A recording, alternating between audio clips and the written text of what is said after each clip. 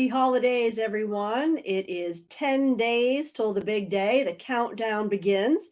And I bet you are already feeling the stress of the holidays, whether it's all the shopping that you have to do, or preparing to host family, or maybe you're going to a family event, or maybe it's these cold, windy days and you just haven't been able to get outside with your pup. Whatever it might be, we have a great jam-packed lunch and learn for you today with Helen St. Pierre of No Monkey Business Dog Training. How are you, Helen? I'm good. Thanks for having me. Yeah, I appreciate you spending some time with us to talk about happy holiday manners. I know we're going to go over some behaviors that might be typical with dogs this time of year with all the stress and anxiety that their owners are feeling. And I know you're going to share with us some great tips for activities and interactive play that you can do with your dog to just kind of help them through this time. And maybe it will help the owners feel a little bit de-stressed as well. We can only hope. So, Yeah. Helen, tell us a little bit about yourself and what you do at No Monkey Business Dog Training.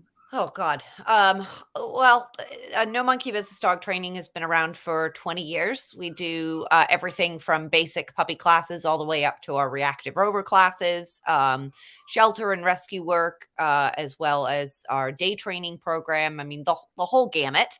And when you've been doing something for so long, you start to see patterns, especially in certain times of the year. And this particular time of year, I definitely see a big pattern of increased stress and not just in the dogs, but in the humans as well, which can sometimes correlate with a lack of ability with the weather and everything and getting our dogs out and about and doing as much with them as we would say in the summer, spring, summer, and fall months.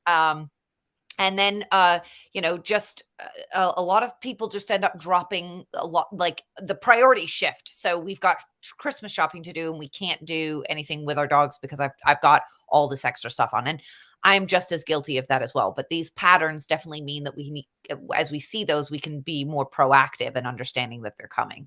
Yeah. Well, let's start out with the big day. So, for instance, if people are hosting and you're having people come to your house, or if you are going somewhere else and you're able to bring your dog or you're not, can we talk a little bit about the procedures or the best practices to set family and friends up for success and for your dog when greeting, when interacting with dogs to keep it kind of low key and stress free? Yeah. I mean, first is to just have a general conversation, even if that's just with yourself, on what your expectations are and why they're that way. When we comes to family traditions during the holidays, we have a lot of our own emotional memories and baggage that we are bringing into each of these holidays. Our childhood memories follow into our adult memories and the wanting to replicate that. So I have a lot of people that they, and during the holidays, had their childhood dog be a part of everything, so their expectation is that their now dog that they have should also be able to replicate that. And before we can even talk about the actual hands-on practical experience, we have to recognize our own expectations and what we're bringing or should not be bringing to our table with our dogs. So, understanding your dog's individual needs and character is the first step in knowing, do I have a dog that's going to go do really well if I bring them to this holiday gathering where there's going to be a lot of stressors and maybe other dogs? Maybe your dog isn't people stressed, but they're dog stressed. And if there's going to be multiple other dogs, so weighing that first and not feeling guilty if it means that your dog needs to sit this exercise out. And a great example of that was, as we were just talking about before starting, is the Santa Claus that came to our house for the rescue. I didn't put Ben, my big rescue German Shepherd, in that scenario. I desperately wanted to because he would have looked so cute sitting next to Santa. But I also knew that him being very anxious and typical German Shepherd, stranger danger type of thing, it was not in his best interest to put him in that scenario. So even though I felt like poop because I wanted that picture of him with Santa, I left him at the main house and didn't have him included in that. Okay. So that's the first step. And then the second step is, preparation and practice makes perfect. So start thinking now, if I'm going to have guests over, I would like to create a break space or a relaxing spot. for my dog to go. Kim Brophy talks about the off-duty hack and the off-duty space, and that's a huge thing that we've, as dog trainers, have talked about for a long time. And that can be a room that's baby gated off. It can be like an X pen in the corner of a space. I'm more apt to give a space than like necessarily a crate per se. Sometimes crates can make the dog feel a little bit too confined or cornered, especially if they're crated in the middle of the festivities. So a space where the dog can still maybe see and watch and feel like they're a part of things, but not completely in the middle, is usually a good thing to have ready to go. And having that set up and have the dog practice going in and out of there prior is always a good idea. And then, as always, giving the dog things to do when they're in there. Kongs, West Paw toys. I mean, this is the time of year where I'm using interactive toys nonstop, because when it's miserable and cold out and my Belgian Shepherd can't get the exercise that he really needs, I'm exercising his brain as much as I can. Yeah, those are all great points. And I love what you say about giving your dog some extra space during the holidays, because as much as you might love the holidays, it's not necessarily a comfortable place for your dog. So getting them ready to have their own space where you come and visit every now and then, you take them out, you give them that interactive toy. I think that's fantastic. And I think one of the big things too is if there's children involved, your dog may or may not be used to children. I have one dog that is, and one dog that is very uncomfortable around children. And I think that's something that people need to be prepared for. And I know is it called a family mediation? I'm a yes, family dog mediator. So, and I'm licensed in the kids and dogs section. I'm also a licensed dogs and storks and dogs and toddlers presenter, and a huge part of Family Paws parent education. And that's a really great point, Traci, when it comes to kids in the holidays. And I think it's something that we need to discuss with, especially when we talk about ourselves. I myself, I'm very tolerant of my own children, but my tolerance runs a little bit thinner with kids that I don't have a relationship with, right? And so there's this idea that if your dog is great with your kids, then when you have a large gathering of kids, that dog should still be able to tolerate everything and be fine. And that, again, that's not the case. Dogs are much more complex than we give them credit for sometimes.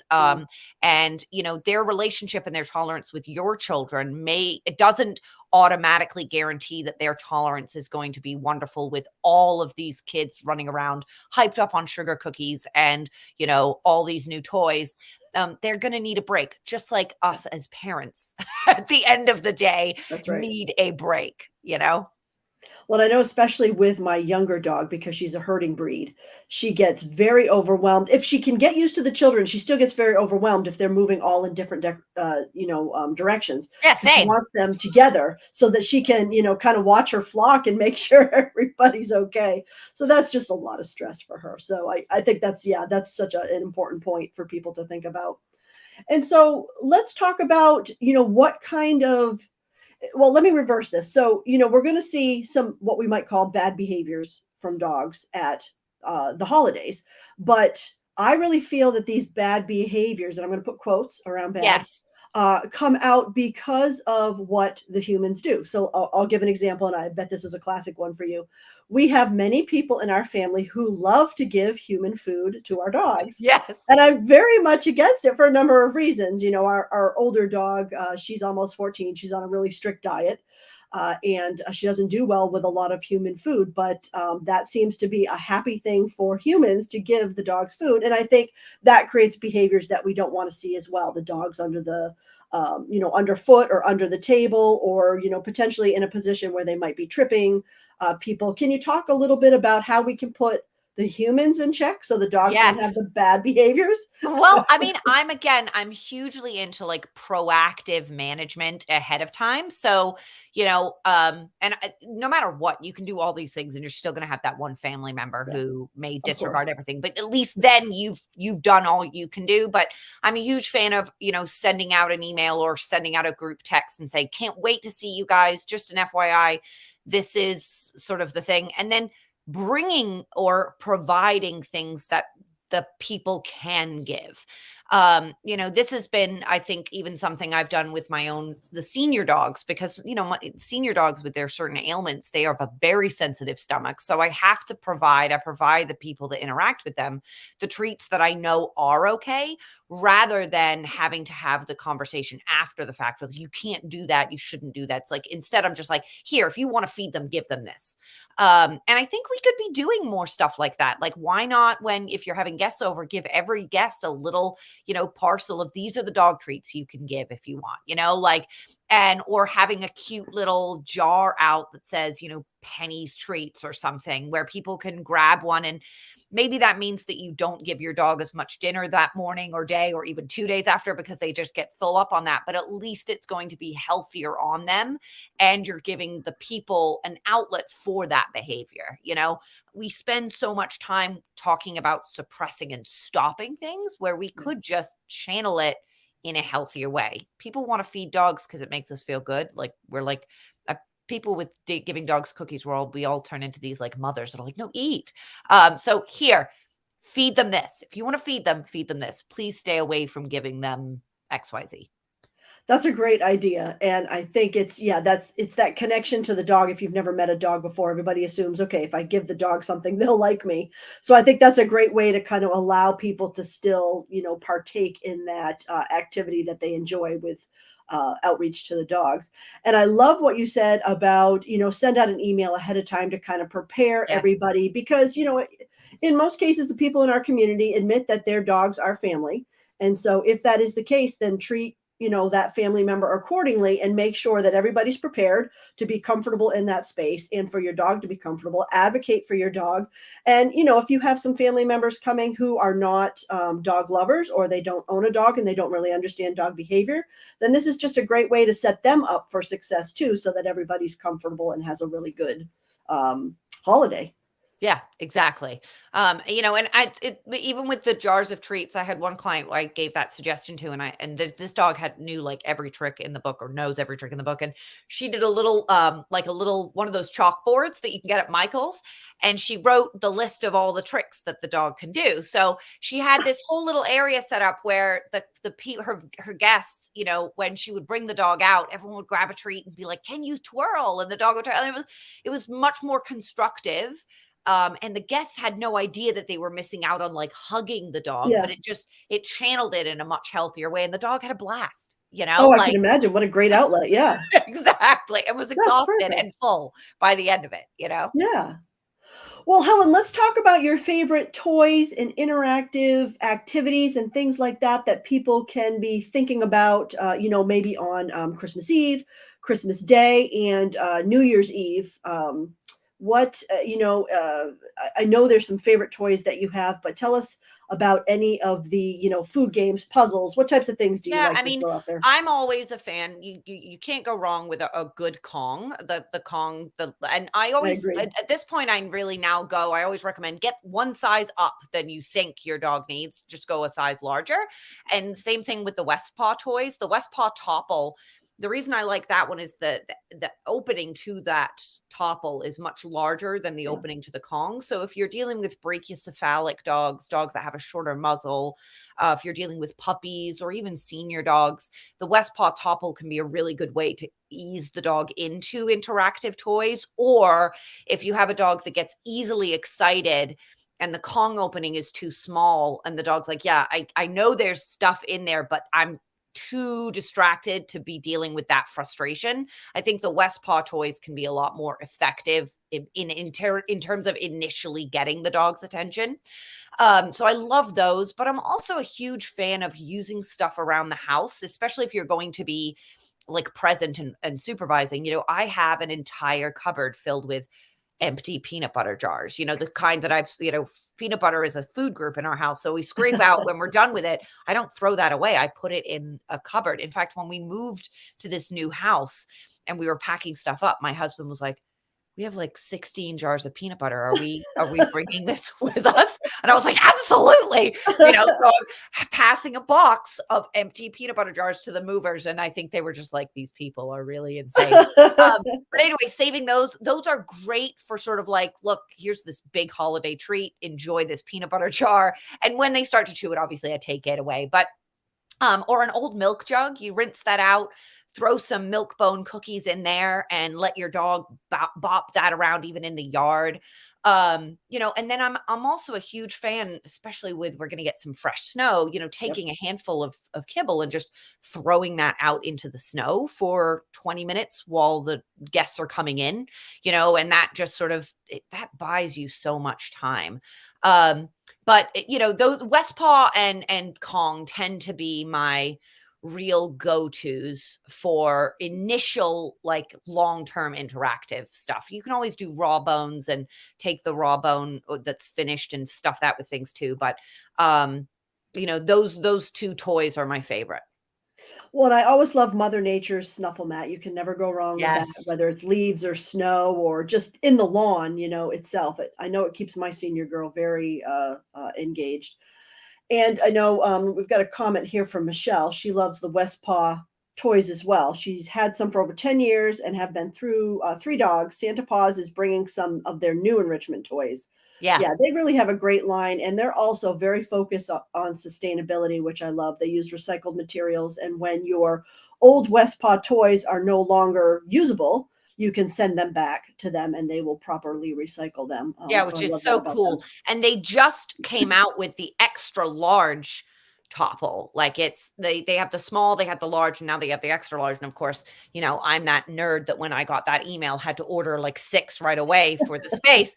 And of course I brought like 3 home. But I love those even for younger puppies again, because the easier the access the dog has to the enrichment quicker, even if it's they go through it for you're gonna get that buy-in from the dog that this is fun. The as much as I love the Kongs, I find those are the advanced for more of the advanced dogs over time, because those dogs will really invest in taking the time. The Westpaw gets me that buy-in.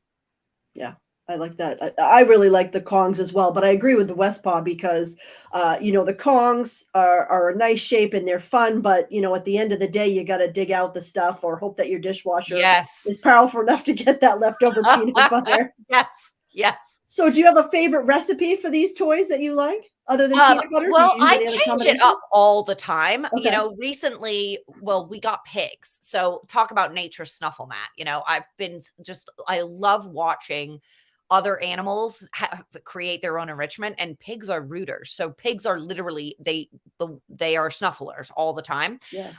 And so we were going through a lot of mashed bananas and applesauce, because when it's cold out, I'll warm that stuff up, as I do, as one does, and bring that out to the pigs in the evening. And so I had a lot of extra applesauce and mashed bananas, and I was putting that at the bottom of my Westpaw stuff and just putting kibble on that. And the dogs have loved that. The applesauce and banana mixture with the kibble on top. Those are some of my favorite. I love scrambled eggs. I do a lot of yogurt with peanut butter and a little bit of honey. You can get so creative. There are entire websites now dedicated to these recipes. But I'm also a huge fan of creating that kind of liquid stuff, putting the crunchy stuff on top, and then sticking like a no hide chew or a bully stick or something. The only issue with the bully stick is they can get like small, but the no hide chews, you can push that in there and then freeze it. And it's literally like an enrichment lollipop for the dog. But I have so many recipes, Tracy. We could be here all day. Yeah, I've got some favorite ones too, and I found one dog really loved peanut butter and the other one didn't care for it. It was very Yes. strange. But one Yeah. thing I wanted to mention too, I really like the snuffle boxes, just using like rolls of tinfoil or toilet paper rolls or old socks, maybe put a ball in the end so that you don't have to worry about your dog consuming the sock. And just throwing some old things from your house together in something that they can root through, throw some Kiddie treats in pools. there. Kiddie pools. That's all you need. Oh, Just get it. yeah, that's a Yeah, good like, example. a kiddie pool, in, your back room or your mud room or whatever, and you can bring that out and you can throw all of that cool stuff in it and then just sprinkle stuff and let your dog have a blast. And I love that because it's totally natural behavior for them. So Right. you're feeding their autonomous behavior without any work on your end other than the setup and the breakdown. Well, and Helen, can you talk a little bit about, if people are concerned, oh, my dog is getting some of this, mental enrichment, but they can't get any physical enrichment because it's such a busy day and, it's too cold. Can you talk a little bit about the balance between physical and mental so people aren't so concerned that if you can't get out, it's not the end of the world? Yeah, I mean, I think that we do put a ton of emphasis on physically tiring our dogs out. And, I in my past as even as early as like 10, 15 years ago, I mean, that was what I was like, no, you need to keep tiring your dog out, like wear them Right. out. But what I've realized over time, especially for certain breeds, is that you can actually just build their stamina instead of actually wearing them out. Like my Belgian Shepherd and my cattle dog are great examples. I mean, I could run them for 4 or 5 hours a day and they'd still be able to, because that's what they're literally Yeah. bred physically for, stamina and going and going and going. So I run the risk of, if I try to meet that goal each day, I do run the risk of the dog, one, not knowing how to be without it, and two, needing more in order to get to that level of tired. And then you run the risk of creating physical injury and overexertion. And, the dog will continue to go until their paws are bleeding. I mean, we've seen dogs do that to themselves. Um, and so physical exercise in terms of that kind of cardiac involvement, it is important in dogs. Dogs are runners. They like to move it. And again, it's very breed dependent, size dependent. A Mastiff doesn't need the same kind of cardiac exercise as a Border Collie would, right? But there are ways to do that without ever leaving your house. Mm. I'm huge into doing like footwork exercises or freestyle dancing with my dog and having them weave in and out of my legs, or putting their foot up on a bucket and twirling around it, and getting a lot of physical steps in, but in a very small space and in a much shorter period of time. So we don't have to put as much emphasis on walks and cardio activity as we used to. I'm not saying that dogs should be sedentary all the time, but I think that we can find other ways to get them that outlet and tire them out without feeling like we're wronging them for not meeting the other type of, again, traditional needs that we've been led to believe is what they need. I agree. Yeah, well put. So Heidi has a question here. She says, my dog does not seem to enjoy guests in our home, except for a very few people. We restrict him to an upstairs bedroom when most people visit, and he barks nonstop for hours sometimes. Is there anything you can suggest to help him to calm down in this situation? He seems to ignore food toys in this situation, though he does love Topple and Snoop under more normal circumstances. Okay. That's an awesome question. Okay. Mm. So, do you want me to just answer it, Heidi and Tracy, and just answer Heidi Sure. there? Yeah. Okay. So, there are multiple roads that you can go down. And again, this is without ever seeing this dog, but Heidi, this is kind of the way I would handle it. One is I would try giving him time upstairs in that room with stuff when there aren't necessarily guests there. And kind of getting him acclimated to being in these spaces on a more regular basis than, I'm only in here because I know something is going on down there and that generates my anxiety. Sometimes that can be quite helpful. Another thing is, if your dog doesn't enjoy guests, that's completely acceptable for the dog. You may find, though, that restricting by completely putting the dog away like that may cause more anxiety than actually gating off an area where the dog can initially at least see the person come in and then have access to view them, but not be all the way away. Sometimes not seeing them creates more anxiety than seeing them. If that's not an option, then a white noise machine up in that room is a really good idea. And I'm talking about the little white ones that look like little UFOs that the Mm. therapists have. You can put that right in front of the door or right behind the door, and that will white noise drown out the sort of sounds that he might be hearing, like the footsteps, the doorbell, the unfamiliar voice, even some of the smell. And again, doing that multiple times, like you might need to do that once a day for 3 weeks before the dog goes, oh, okay, I'm in my room for a couple hours now. All right, cool. I've done this before. And that will alleviate that initial anxiety. The other option is, if you're having guests over and you don't do it very often, but you're going to do it, for this holiday, is think about someone watching your dog for you. I've had people that have hired a pet sitter that take the dog on an adventure while things are going on, or they boarded their dog when they're having big holiday parties, and there's nothing wrong with doing that. And then talking to your vet about potentially supplements or anxiety relievers if the dog is so anxious that they can't eat. I mean, that's like me on an airplane, right? When I'm on an airplane, doesn't matter what you offered me to eat, doesn't matter how much money you offered me, I am too anxious to truly function properly. Yeah. And I know what that feels like, and that's how I know that a lot of dogs feel when people come over. And if the dog is really struggling that way, you can talk to the vet about as needed things to potentially help. Yeah, and I think advanced planning and preparing and practicing is just so key. Yep. I know a lot of people find out at the last minute. It's like, okay, my dog's not comfortable in this situation, but then they don't for the next holiday. They don't necessarily plan and practice, and they go through it again. So I like what you said about that. So Heidi, too, if you have any, let's see, she says. Thank you so very much. These are all great suggestions that I will try, hoping to help him to calm down, not only for guests, but also for other visitors like plumber, electrician. Yeah. Yeah, Yeah. that's great.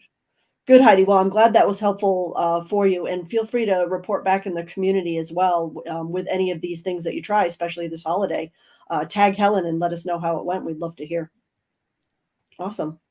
Well, Helen, if people want to learn a little bit more about you, get in touch with you, how can they find out more information? Just No Monkey Business Dog Training. You can also find me on Facebook too. That's where you'll see all my holiday shenanigans of the stuff that I'm doing with the dogs. And just remember that social media this time of year can make us all think that we're the ones leading weird, the normal lives that we live are not as special as we see on the social media, all these people decorating or dogs dressed up as Santa Claus and doing all this stuff. And it makes us believe that our dog that doesn't want to be involved in these kinds of festivities, there's something wrong with them or that kind of thing. And guys, it's not. I'm a professional dog trainer. And when I have people over on Christmas Eve to bake cookies, my dogs will be put away. So that is completely and totally fine. And expected. And we have to manage that, keep ourselves on that real timeline. That's a very good point and a very real point. So I'm glad that you brought that up. That's a great way to close. So, Helen, thank you so much for spending some time out of your day today. I know your schedule is very busy. I wish you very happy holidays. And I know I will see you in the new year. Yes. Thanks so much for having me, Traci. Take care, everyone. Have a great holiday. Bye. Happy holidays. Bye.